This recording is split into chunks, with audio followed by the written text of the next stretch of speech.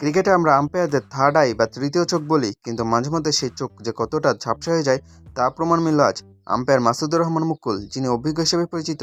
কিন্তু আজ তিনি যা দেখাইলেন তা সেটা বিস্ময়কর। পরিষ্কার টপেজ ব্যাটে বল লাগার শব্দ স্টেডিয়ামের শেষ প্রান্ত থেকেও বোঝা যাচ্ছিল, অথচ তিনি কিনা আঙ্গুল উঁচিয়ে এলবিডব্লিউ দিয়ে দিলেন। ভাগ্যেশ রিভিউ ছিল, না হলে শেখ মেহেদীকে আজ সাজঘরে ফিরতে হতো স্রেফ আম্পায়ারের এক চরম ভুলের কারণে। তবে একটা বিষয় ইদানিং খুব লক্ষ্য করা যাচ্ছে, বাংলাদেশের আম্পায়াররা যখন হোম সিরিজে বা ঘরোয়া লিগের দায়িত্ব পালন করেন তখন তারা যেন একটু বেশি নিরপেক্ষ সাজার চেষ্টা করেন। নিরপেক্ষতা অবশ্যই ভালো, আম্পায়ারের কাজই তো সেটা। কিন্তু সে নিরপেক্ষতা দেখাতে গিয়ে যদি আপনি চোখের সামনে একটা হওয়া এজটাকেও এড়িয়ে যান, তবে সেটা কি আর নিরপেক্ষতা থাকে, নাকি সেটা অযোগ্যতা?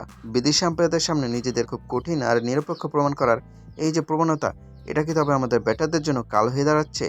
তারা কি বিশ্বকে দেখাতে চান যে আমরা আমাদের দেশের বিরুদ্ধেও সিদ্ধান্ত নিতে দ্বিধা করি না? কিন্তু ভাই, সিদ্ধান্তটা আগে সঠিক হতে হবে। ব্যাটে লেগে বল আকাশ ছুঁয়ে যাচ্ছে আর আপনি এলবিডব্লিউ দিয়ে বসে আছেন, এটা কি নিরপেক্ষতা নাকি স্রেফ অযোগ্যতা? অনেকে বলতে পারেন, আরে ভাই রিভিউ তো বেঁচে গেছেন, সমস্যা কি? সমস্যা আছে ভাই।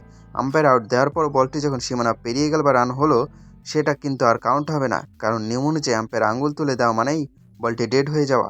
বেচারা শেখ মেহেদী একটা মূল্যবান রান কমে গেল। ব্যক্তিগত রানের চেয়েও বড় কথা, বাংলাদেশ দলের স্কোরবোর্ড থেকে একটা রান হারিয়ে গেল। টি-20 বা ওয়ানডে ক্রিকেটে একটা রানের গুরুত্ব কতটা, তা আমরা অতীতে বহুবার হারে হারে টের পেয়েছি। আম্পায়ারের একটি ভুল সিদ্ধান্তে খেসারতে কেন ক্রিকেটার বা দলকে দিতে হবে?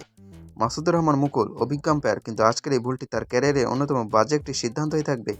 বড় সারে যখন ছোট ছোট ভুলের কারণে দলগুলো ম্যাচ হয়ে যায়, তখন এই ধরনের ব্লান্ডার আম্পায়ারিং ক্যারিয়ারের ওপর বড় দাগ ফেলে দেয়। আম্পায়ারদের উচিত অতি নিরপেক্ষতার খোলস থেকে বের হয়ে নির্ভুল সিদ্ধান্ত দেওয়ার দিকে নজর দেওয়া।